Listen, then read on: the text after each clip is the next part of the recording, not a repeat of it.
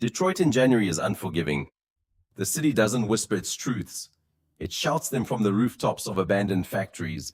It screams them through broken windows. It broadcasts them in the exhaust that rises from the river and the streets. It strips you down to what you actually are, not what you pretend to be. Beneath the snow and the relentless cold, there is no room for performance. There is only exposure. I learned this the hard way on a Tuesday evening, when my mother decided my life for me. Again, my name is Alexandria Wells. On paper, that name means something in Detroit. It opens doors. The right restaurants with wine lists longer than novels. Boardrooms where decisions that affect hundreds of thousands of people are made over imported coffee. Zip codes where the houses cost more than most people earn in a lifetime. The Wells name is armor. It is a weapon. It is a guarantee that you will never have to ask for anything, because the world has already decided what you deserve. My mother, Patricia Wells, built that name into a small empire. 58 years old. Ice in her veins where most people have blood. She inherited the family real estate firm from my grandfather and transformed it into something darker, something hungrier. Wells Development Corp now owns properties across the Midwest, commercial towers, residential complexes, shopping centers. My mother has learned how to look at neighborhoods the way a chess player looks at a board, as a series of positions to be controlled, assets to be leveraged, problems to be solved by removing the inconvenient people who live there. She wore the name like armor. She expected me to wear it the same way. Instead, I wore it like a noose.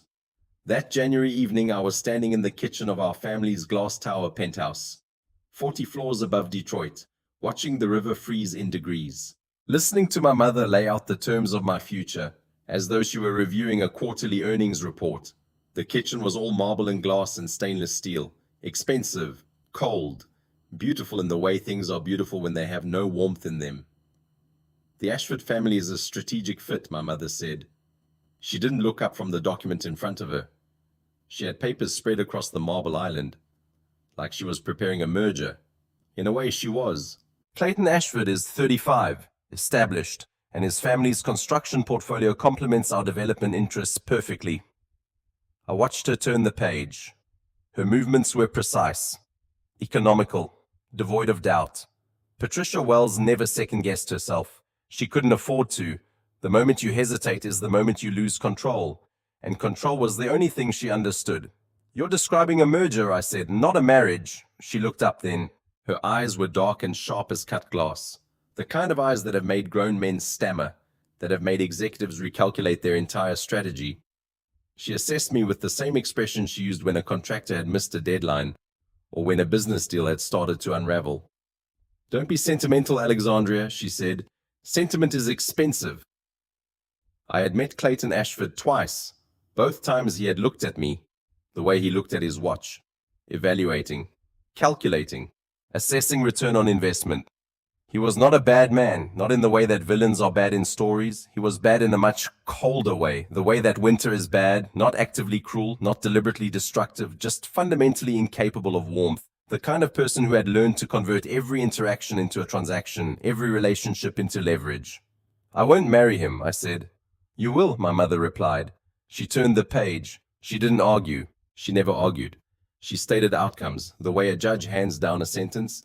She had decided what my life would look like.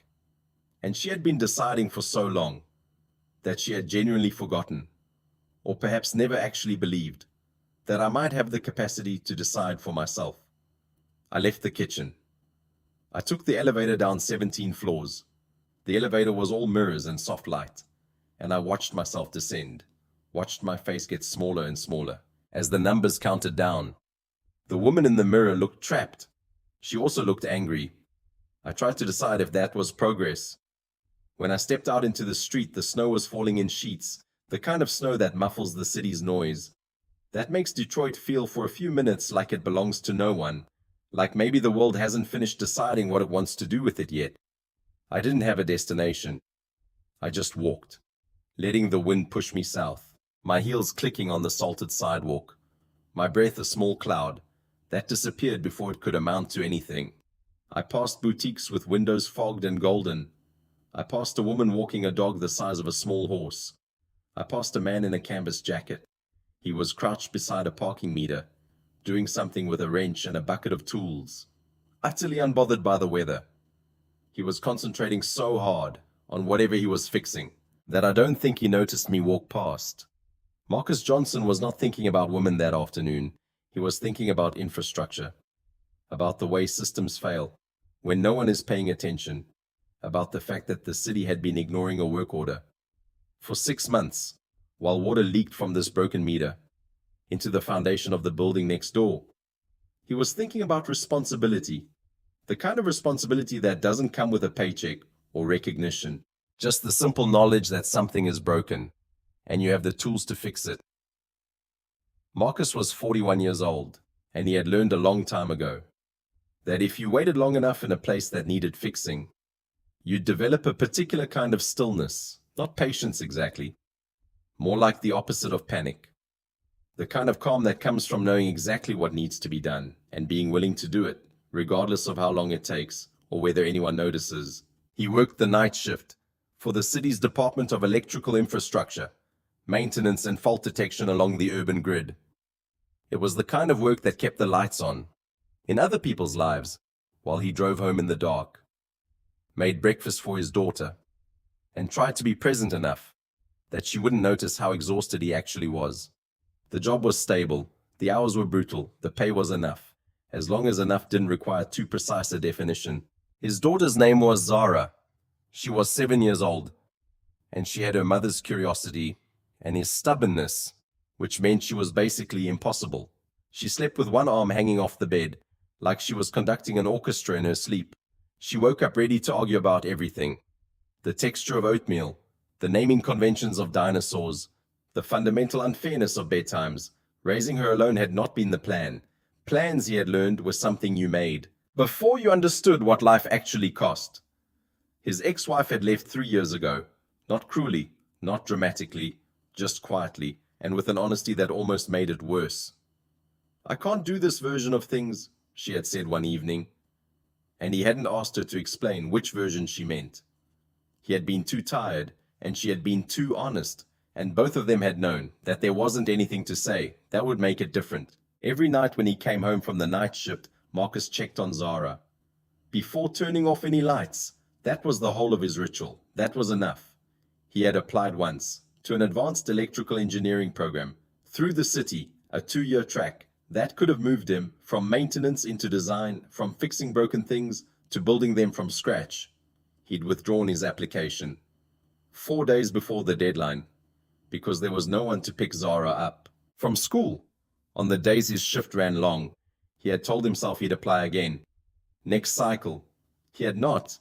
He was in the way of many men who had quietly absorbed too many losses, extremely good at convincing himself that he was fine. But he wasn't thinking about any of that. When Alexandria Wells almost fell on the ice in front of him, he had been working for 2 hours, his fingers going numb, his back aching, completely absorbed in the problem of how to reroute water that had been finding its way into places it shouldn't go. He heard the heels before he looked up, the sharp click, click, click of someone walking fast, someone who wasn't paying attention to the ice. He'd heard that sound 1,000 times in the city. Usually nothing came of it. This time, something did. She went down hard, and his hand shot out, without him actually making the decision to do it. His arm caught her before she hit the concrete, and he registered 3 things in the same moment: that she was expensive, the coat, the shoes, the scent, that she was scared. He could feel it in the small jolt of her body, and that she was looking at him, like she'd never been caught by a stranger before. Up close, she was taller than he'd registered. From a distance, she had eyes that were smart and defensive.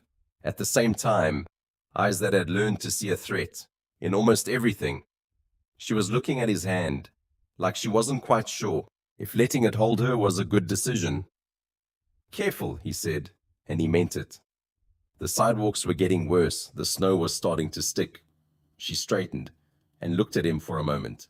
There was something in her posture that suggested she was used to being self-sufficient, used to not needing anyone. She looked like she was trying to figure out if this moment made her weak. "Thank you," she said, and her voice was crisp, controlled, like she'd practiced politeness her whole life and could deliver it without meaning any of it. He nodded and crouched back down to his tools. He knew what it felt like to be looked at like an outsider, He knew what it felt like to have someone see you and immediately begin calculating how you might be useful or dangerous. He'd learned a long time ago not to take it personally. What he didn't expect was for her to stand there 3 steps away and ask him a question. "Do you work for the city?" she asked. He looked up, wrench still in his hand. "I work for myself," he said. "Plumbing mostly. That meter's been leaking into the foundation of the building next door for 6 months. The city's been ignoring the work order. So you're fixing it on your own?" He looked at her, really looked at her. And something in his chest shifted slightly. She wasn't asking because she was curious about plumbing. She was asking because she was trying to understand. What kind of person stops in the middle of their own life to fix something broken that doesn't even belong to them? "Yes," he said simply. She walked away then. 3 steps, 4 steps. Then she turned back and continued walking. He went back to the meter, back to the wrench, back to the simple problem. That had a simple solution, if you were willing to stay long enough to find it. He thought about her exactly once more that night.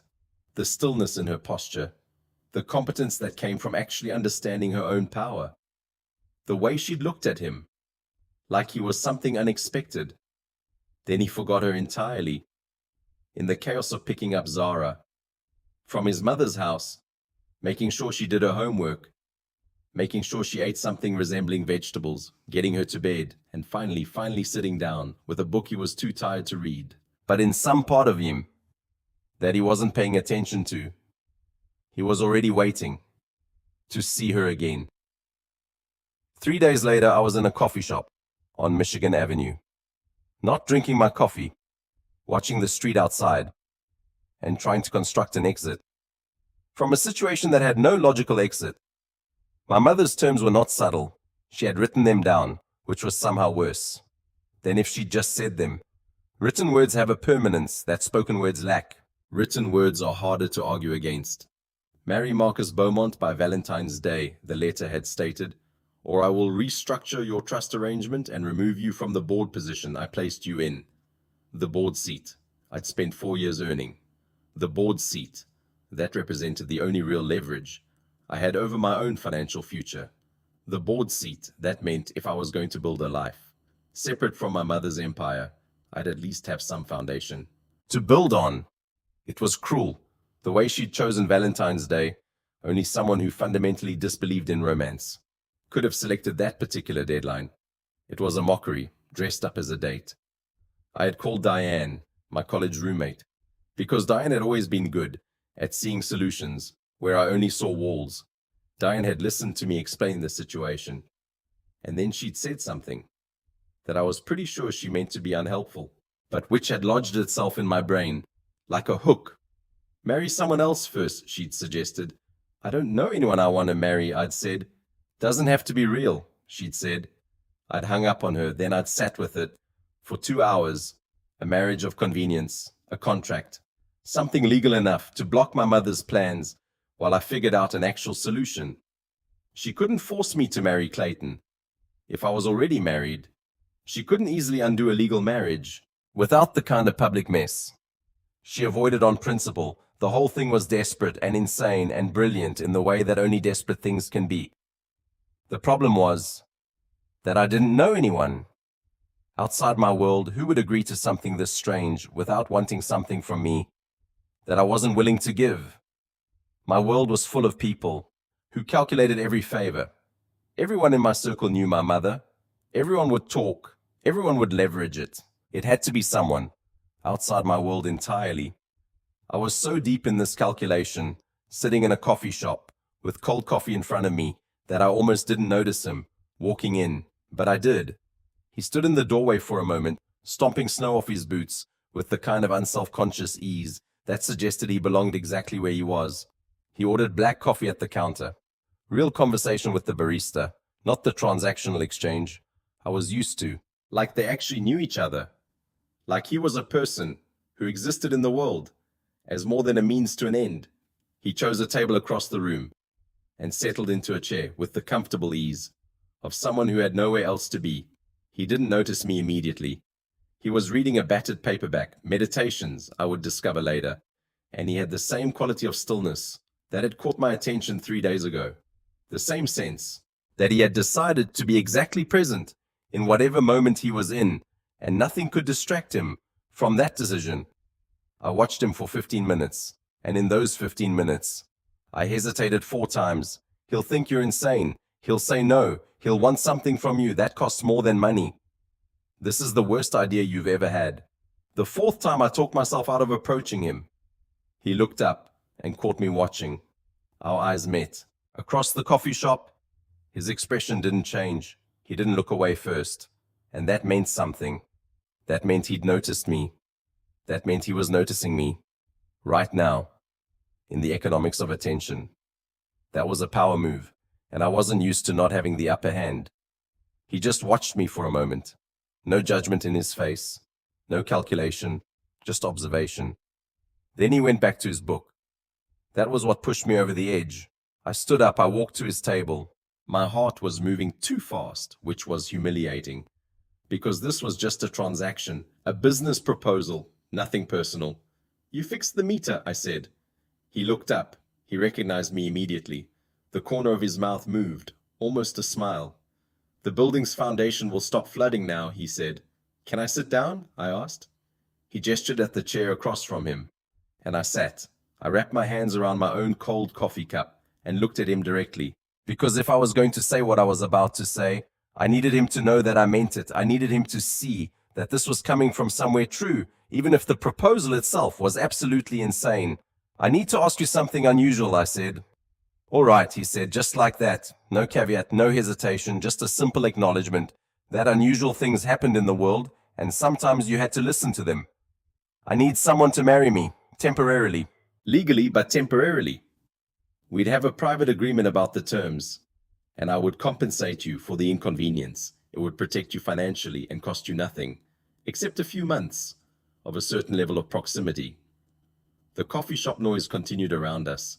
A barista called out names. Someone's laptop keyboard clicked. The milk steamer hissed. But between us, there was silence. He studied me for a long moment. I couldn't read his expression. That was probably intentional. Why me? He asked. That wasn't what I expected. I expected him to say no immediately. I expected to be humiliated. I expected to have to explain myself to someone who had already decided I was dangerous. Because you're not in my world, I said. You don't know my mother, you don't know anyone I know, and because you seem like someone who can keep a secret. I can, he said. Is that a yes? That's a question clarification, he said. Before I answer yes or no, I need to know. Are you in danger? I hadn't expected that either. No, I said. Are you running from the law? No. Is this going to harm anyone? Who doesn't deserve to be harmed? I thought about my mother.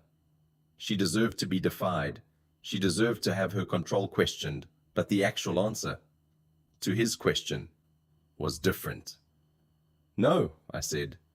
He looked at me for another moment, and I realized he was making a decision about who I was, based on not just what I said, but whether he believed it. He was assessing my character, the way someone assesses something they're about to stake a risk on.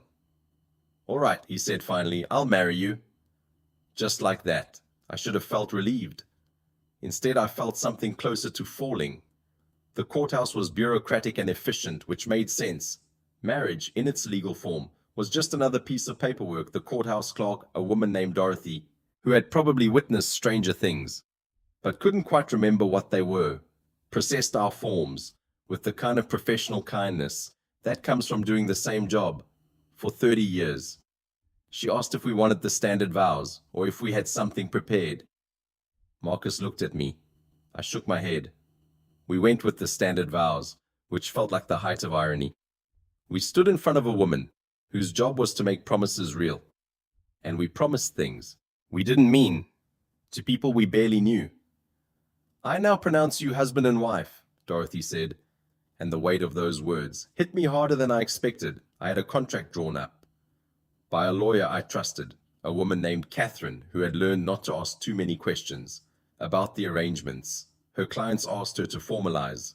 The contract was clear and specific: 6 months, marriage of convenience, no expectation of physical intimacy or emotional commitment. Beyond basic respect, there was an exit clause. Financial terms, boundaries laid out like a grid. I had tried to make it airtight, to control every variable, to ensure that neither of us could be surprised or hurt. Marcus reviewed it without resistance. He didn't negotiate any of the terms. He didn't ask for more money or less responsibility. He just read through it carefully and then signed, his signature steady and certain. "I'll need copies," he said. "Of course," I said. There was something unsettling about how easy it was for him to agree to the terms I'd set. Most men would have pushed back on something. Most men would have tried to shift the agreement in their favor to gain advantage. But Marcus just accepted the reality of what we were doing and moved forward. I took him to dinner to discuss ground rules. We sat in a restaurant. That was professional enough that no one would think it strange that we barely knew each other, and intimate enough that we could talk without being overheard. I ordered something expensive and ate very little of it. Marcus barely spoke. He listened. He asked questions. That surprised me. Not because they were intrusive, but because they suggested.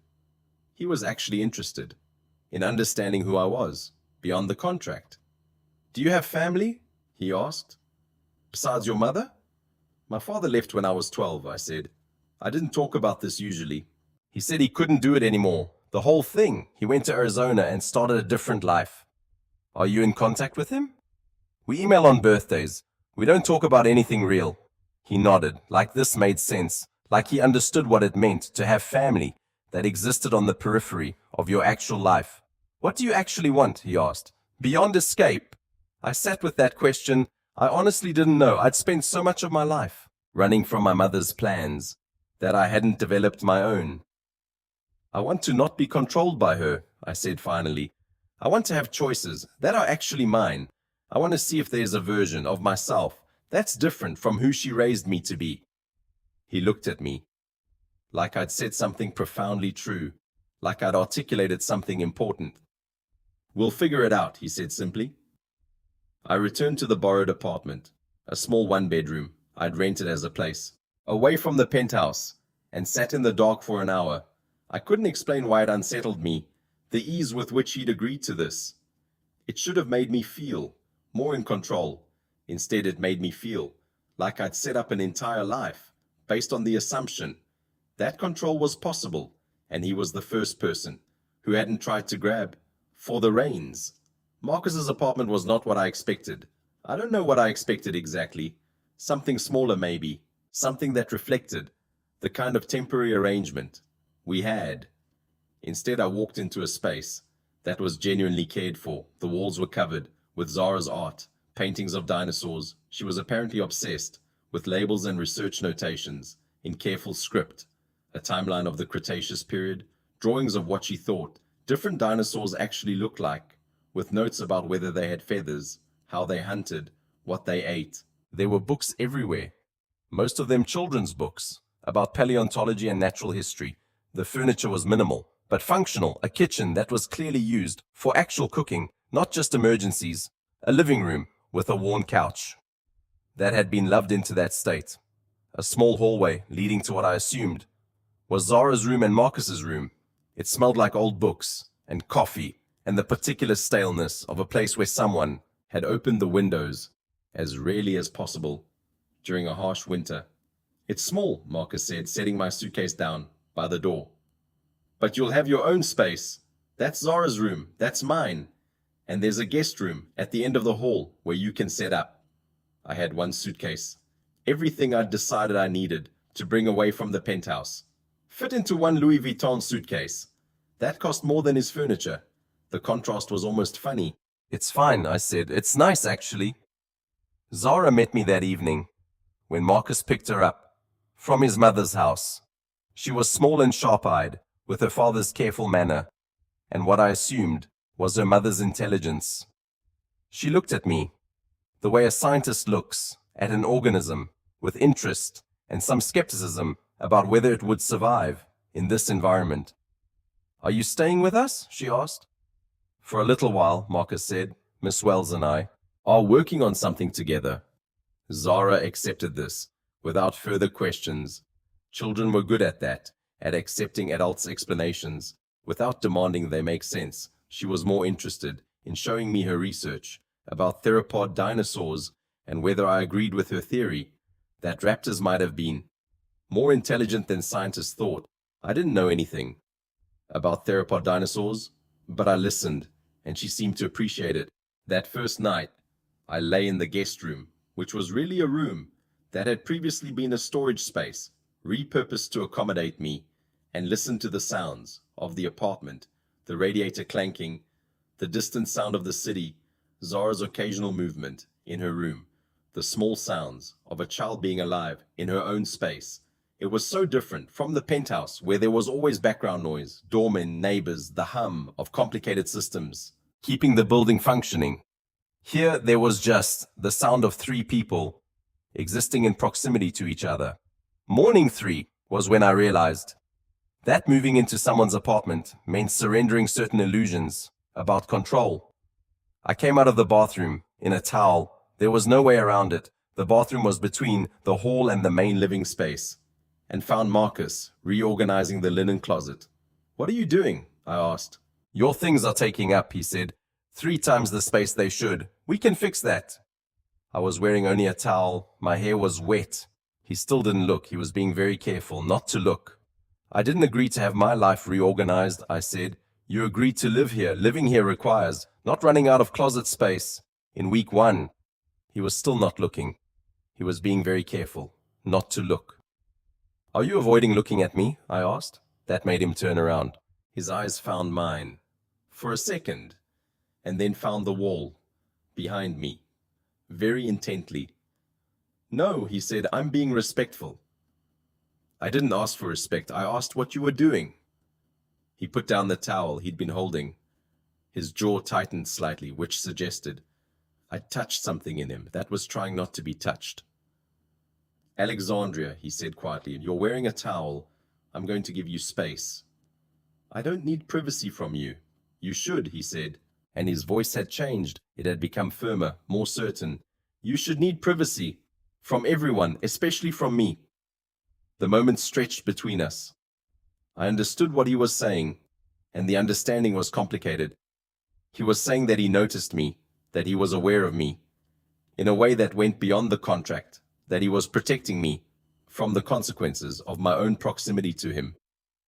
"Why especially from you?" I asked. He didn't answer. He turned back to the linen closet and finished organizing it. Methodical, careful, completely professional. I stood there in the hallway, dripping on his floor, understanding that something had shifted.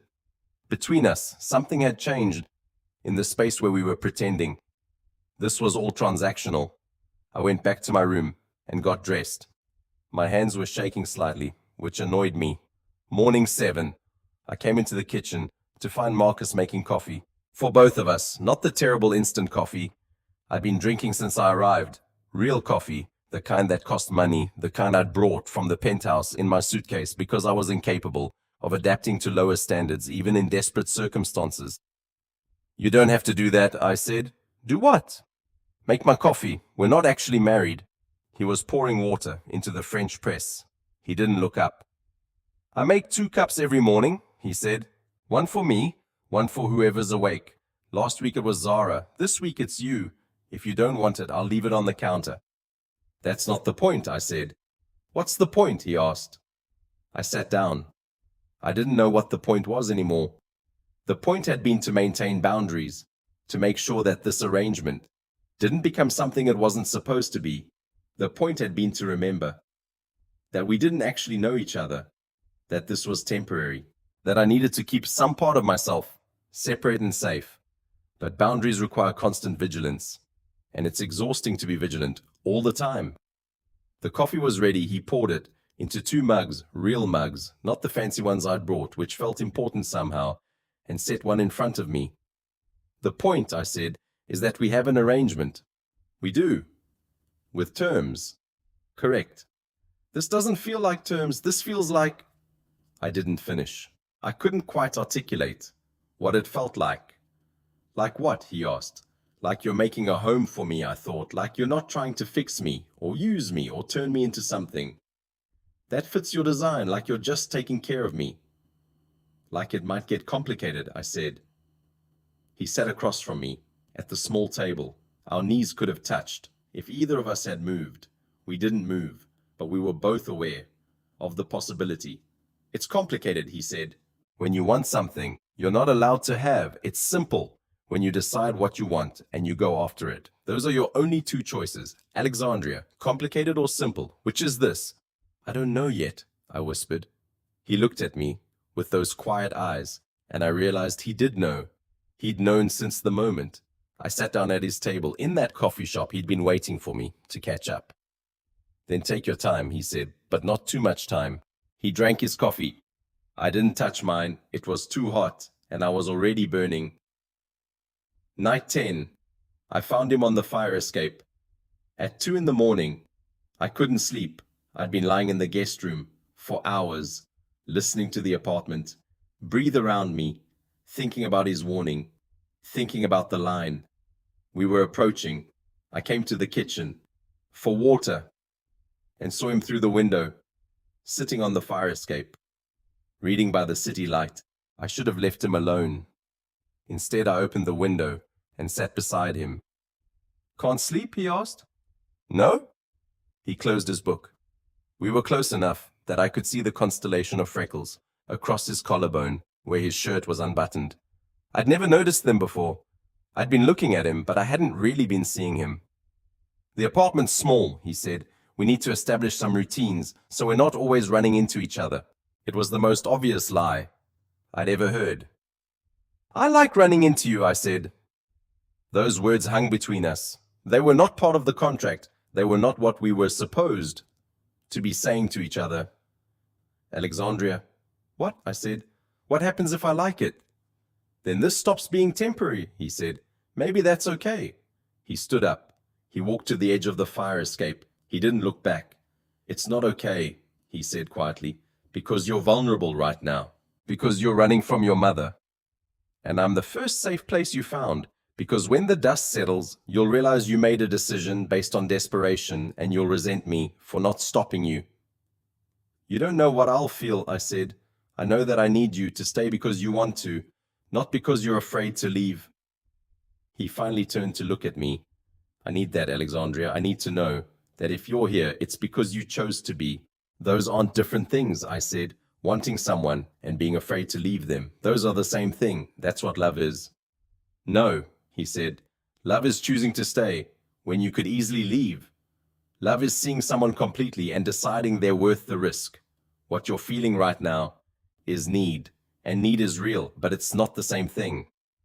How can you be so sure? I asked. Because I'm in love with you, he said. He said it simply, stated it like a fact. I understood that this was the most important thing he would ever say to me, and I wasn't ready to hear it. Go inside, Alexandria, please. I went inside. I didn't go to sleep. I sat in the dark of the living room and realized that the thing I was most afraid of wasn't my mother anymore. It was that he might be right. It was that I might want him and not be able to trust the reason why. It was that he might love me and I might disappoint him. It was that being known by another person, truly known, required a kind of vulnerability that I'd spent my entire life learning to avoid. I called Diane the next morning before I'd fully thought through what I was doing. I need you to research something, I said. For me, discreetly. What kind of research? Diane asked, which meant she was already calculating what kind of friend move this was and whether she was willing to make it. Property records, Detroit area, last 18 months. Someone's name is Marcus Johnson. Your husband? That husband? Yes, that husband. Diane was quiet for a moment. Then, I'll see what I can find. She called me back. 4 hours later. She had already spent a morning pulling property records, cross-referencing ownership, building a timeline. Diane had always been efficient. Okay, she said, this is interesting. Marcus Johnson, your Marcus Johnson, has acquired 117 properties in the last 18 months. I felt something collapse inside my chest. All in the same areas, Diane continued. Your mother was targeting for development, residential neighborhoods, lower income corridors, all the ones that were supposed to become mixed-use commercial zones after rezoning.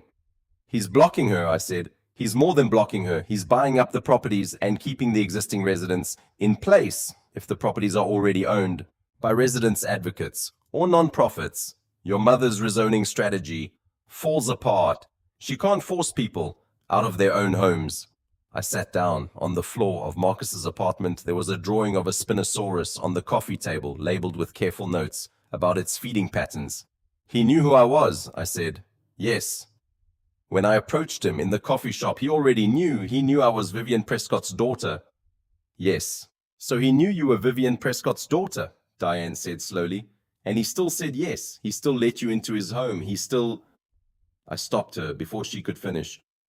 What Marcus had done was extraordinary. He had known who I was and what I represented. He had known that my mother was the person he'd been working against for 18 months. And when that person's daughter, had sat down at his table with a desperate and slightly unhinged proposition, he hadn't turned it into leverage. He hadn't mentioned it. He hadn't used it to gain advantage or information. He had just given me what I needed, quietly, without trying to extract a cost. The thing that broke open in me then wasn't romantic in the storybook sense. It was quieter and more fundamental than that. It was a recognition of someone who had made a choice, repeatedly and without announcement, to do the thing that was right rather than the thing that was expedient. I'd been raised by a woman who didn't believe.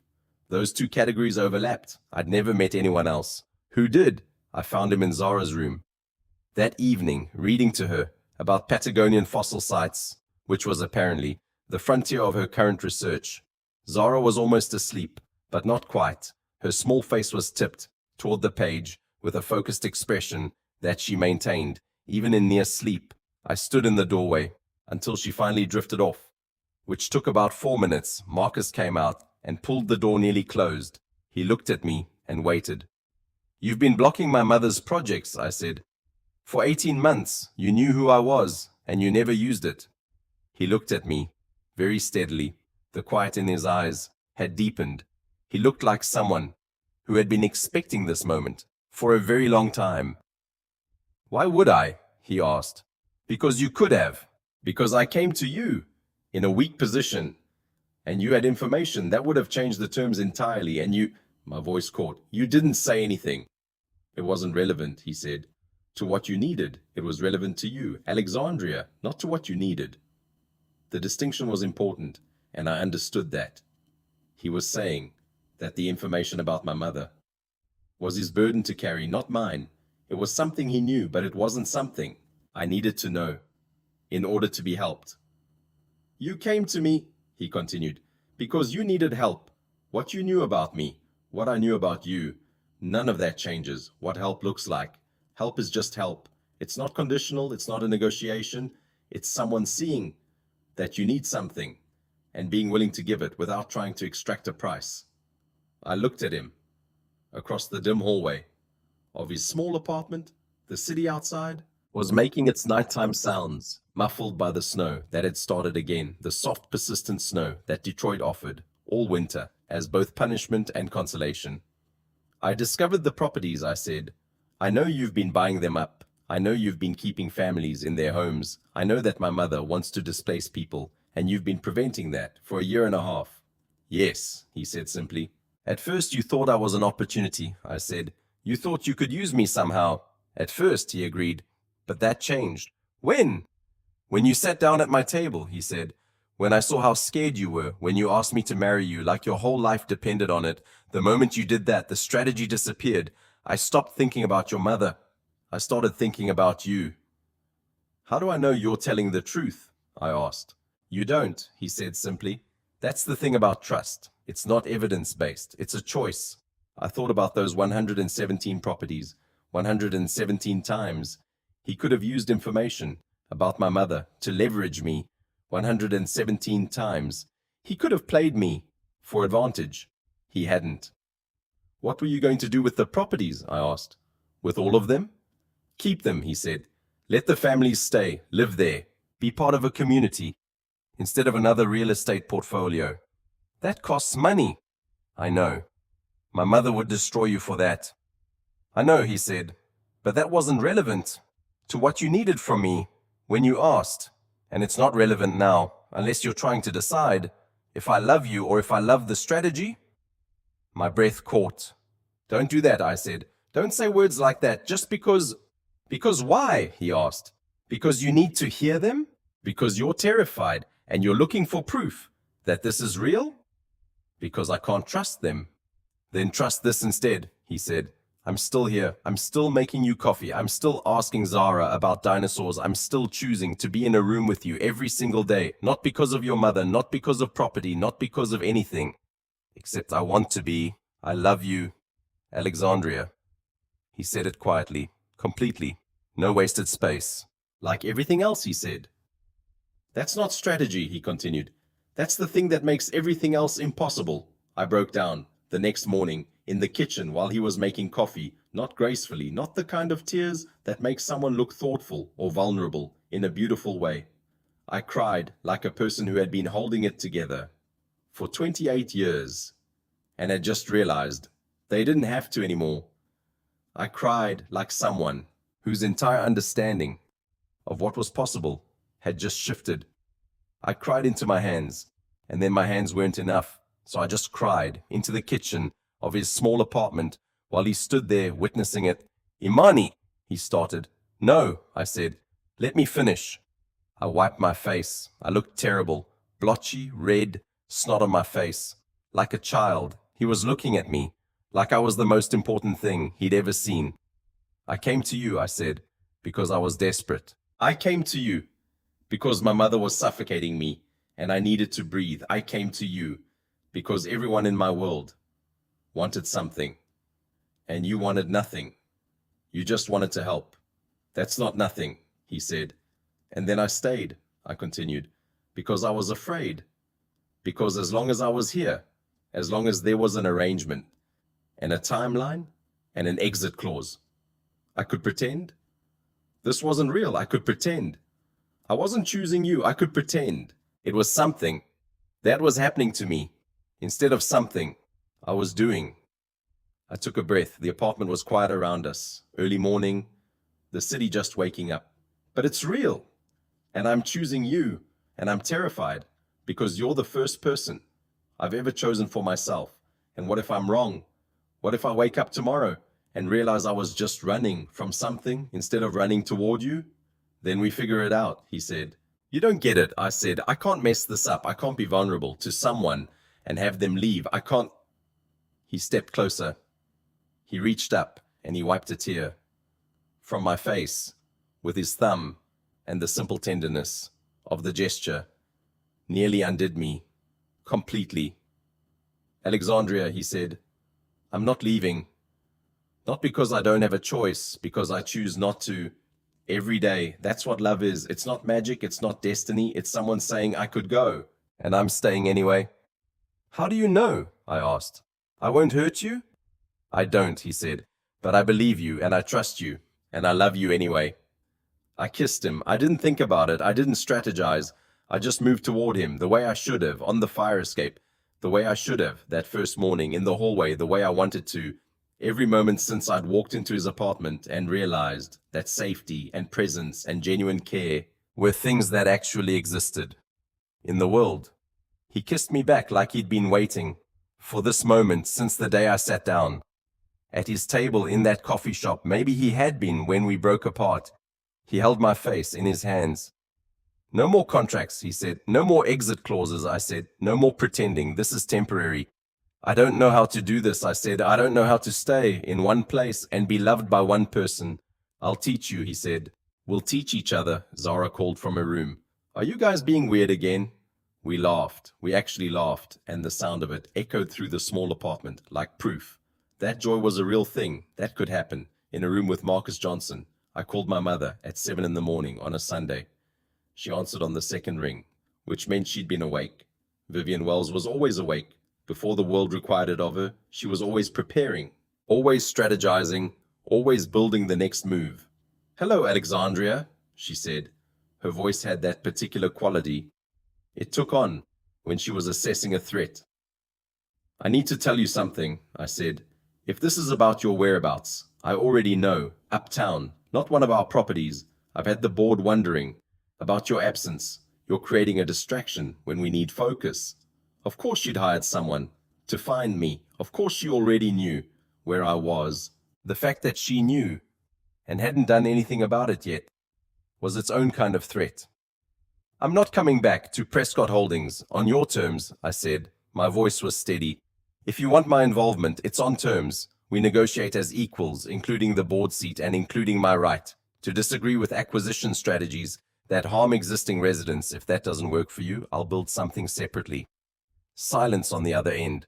The first real silence I'd heard from her in years. Explain, she said finally. I want the board seat, but not as your heir, as my own director. I want veto power on any acquisitions that would displace existing residents without adequate relocation support, and I want that in writing. That would change our entire acquisition strategy, she said. Yes, I said, it would cost us millions. It would cost you millions, I corrected. It would cost me sleep. It's an even trade. I could hear her breathing, measured, controlled. She was processing, calculating, recognizing that something had shifted. I'll need to restructure, she said, the deals that are already in process. Then restructure them. What change? She asked. I met someone. The plumber, she said flatly. Another pause. She knew about Marcus. Of course she did. She had probably had him researched, his background pulled, his financial situation assessed. She had probably decided that he was beneath me and that this was a temporary delusion. His name is Marcus Johnson, I said firmly, and before you tell me how he's wrong for me, or how this is a mistake, or how I'm throwing away my future, I want to say this. I don't care. I don't care what you think about him. I don't care if you approve. I don't care if you remove me from the board entirely. Alexandria, I do care, I continued, about being the kind of person who can look myself in the mirror. And I care about being the kind of person he can stay with, and right now I'm not. Right now I'm the kind of person who uses his apartment as an escape hatch while other people lose their homes. I'm becoming you, and that terrifies me more than losing money ever could. The line was quiet for so long, I thought she'd hung up. The board seat, she said finally. Terms can be negotiated. It wasn't an apology, it wasn't a capitulation, it was a door, opening approximately 1/4 of an inch, which for Vivian Wells was a seismic event. It was her way of saying, I'm listening. It was her way of admitting that she'd lost leverage. It was her way of acknowledging, without actually acknowledging it, that I was capable of making my own decisions. Tuesday, I said, somewhere other than the club. Fine, she said, call my assistant. Vivian, I said, and it was strange to call her by her first name instead of Mom, like we'd suddenly become adversaries. Who could be honest with each other? That's not your style. There was a long pause. Then, neither is my daughter, she said, calling me by my first name. Perhaps we're both changing. The line went dead. I sat there holding my phone, understanding that the conversation hadn't resolved anything. It had just begun, the long, slow work of renegotiating an entire relationship my mother had spent my whole life deciding who I was supposed to be. Now I was going to spend the rest of my life deciding for myself. Marcus was in the kitchen, pretending he hadn't been listening. How did it go? He asked. She's considering, I said. Which means she's already decided yes, but she wants time to rearrange how she presents it to the board. She's probably calling a meeting right now, restructuring deals, trying to figure out how to maintain control while appearing to negotiate. You know her very well, he said. I know that she's terrified of losing control, I said, and that I am too, and maybe that's something we can finally talk about. He came over and held me. It was the kind of holding that didn't ask for anything, that just offered presence. I'm proud of you, he said, and that, not my mother's conditional acceptance, not the negotiated terms, not the promise of a board seat or financial security. That changed everything, because I understood in that moment that the most important approval I would ever need wasn't going to come from my mother. It was going to come from myself, validated by someone who loved me enough to witness my growth and be genuinely happy for it. Zara came out of her room, rubbing her eyes. "Are you guys being weird again?" she asked, which was becoming her go-to assessment of adult behavior. "Yes," Marcus said, "very weird."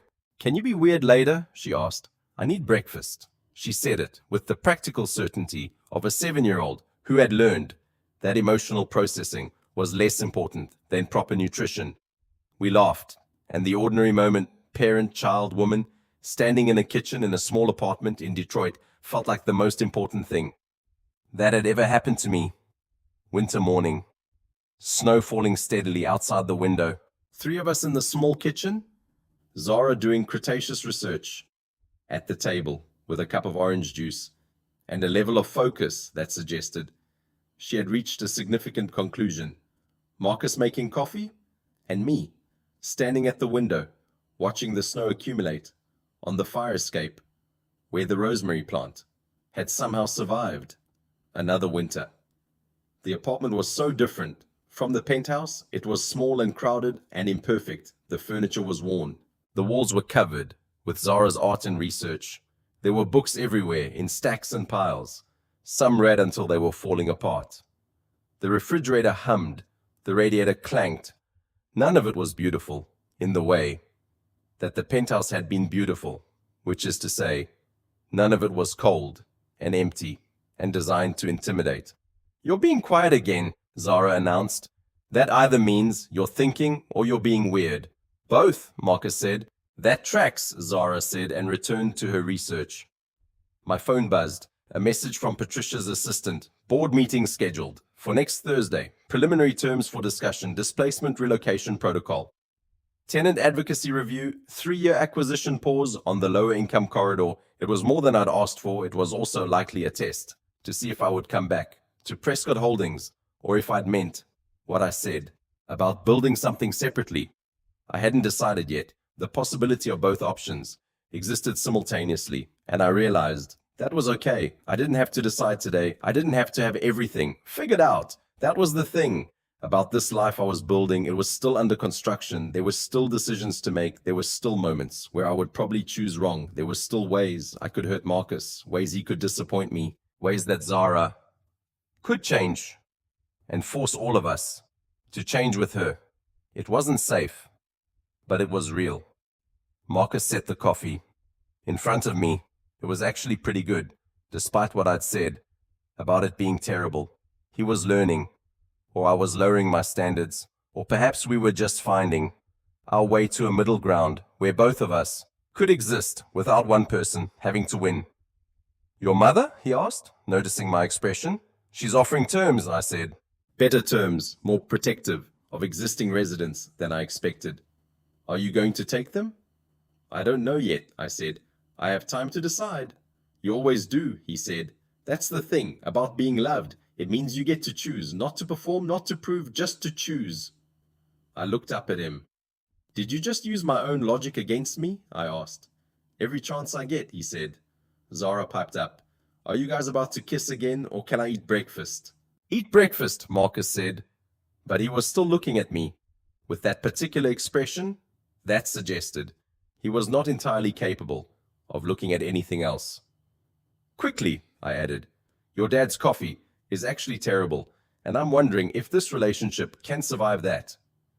"It can't," Marcus said solemnly, "but I'm making it work." Out of sheer stubbornness, we moved into the rhythms of a normal morning, Zara updating us on sauropod evolution versus ornithischian diversity. She had decided that Patagonia won for sauropods, but Montana won for ornithischians, which meant they weren't really comparable. Marcus pretending to understand and care. He didn't. Me realizing I was laughing more than I'd ever laughed in the penthouse, outside, Detroit pressed against the windows in snow and cold. And that particular brutality, that strips everything down to what matters. Inside, we were warm. I stood at the window of the small apartment on Calumet Street watching the snowfall in the kind of steady way that only Detroit snow falls, like it has a point to make, and it's going to make it, whether you're paying attention or not. I thought about the parking meter, where I'd fallen, where a stranger caught me and didn't ask for anything in return. I thought about the coffee shop, where I'd sat down and asked the most insane question to another stranger. I thought about the courthouse, where we'd made promises we didn't understand yet. I thought about the apartment I'd arrived in with one suitcase and the certainty that this was temporary. There was nothing dramatic about any of it. No moment where angels sang or the world shifted on its axis. Just a series of small choices that had accumulated into something real. I thought about my mother. In her office, probably restructuring deals, probably trying to maintain control, while appearing to negotiate. I understood her now, in a way I hadn't before. She was terrified of losing control.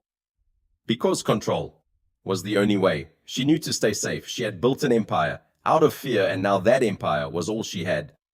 I didn't want that for myself. I wanted something different. I wanted a life that wasn't about control, but about presence.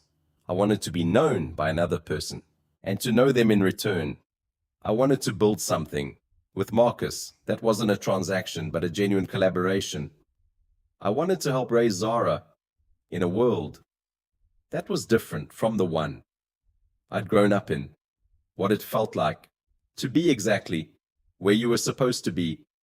It wasn't magic, it wasn't destiny, it was choice.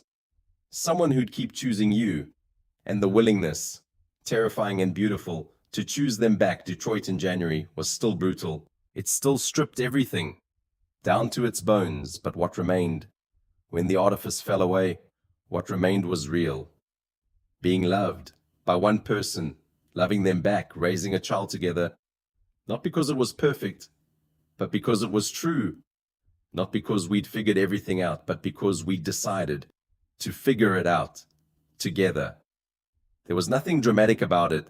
No announcement, no ceremony, just a kitchen and a child and a man pouring coffee, and the ordinary, extraordinary fact of having chosen with my whole self where to stand. The rosemary on the fire escape had survived another winter. That seemed important somehow. That something could be delicate and fragile and still persist, still choose to grow even in the harshest conditions. That seemed like a metaphor for something. Or maybe it was just rosemary. I turned from the window and watched them, Marcus and Zara, arguing about whether sauropods were actually as intelligent as theropods, both of them completely confident in their completely different opinions. And I understood that this was what I had been searching for without knowing I was searching. This was what my mother could never give me, because it required surrendering control. It required trusting that other people might be right. It required believing that the best version of your life might be something you didn't plan. I sat down at the table. Zara immediately tried to recruit me to her side of the argument. Marcus pretended I was turning traitor. We laughed. Outside, the snow fell. Inside, the light was warm, and for the first time in my life, I understood what it meant to be exactly where I was supposed to be. Not because someone had decided it for me, but because I had walked toward it. One strange and accidental step at a time, until I arrived somewhere real. If this story stayed with you, if it made you believe that love might look different than you expected, that real connection might happen in the places you're not looking for it, subscribe our channel for more stories about grace, second chances, and the quiet courage it takes to love well. Because the truth is this: the best things in life rarely announce themselves. They sneak up on you in parking meters and coffee shops. They arrive in small apartments with worn furniture. They come as 7-year-old girls doing dinosaur research. They come as a man making coffee for someone he doesn't yet know. And sometimes, if you're very lucky, they stay.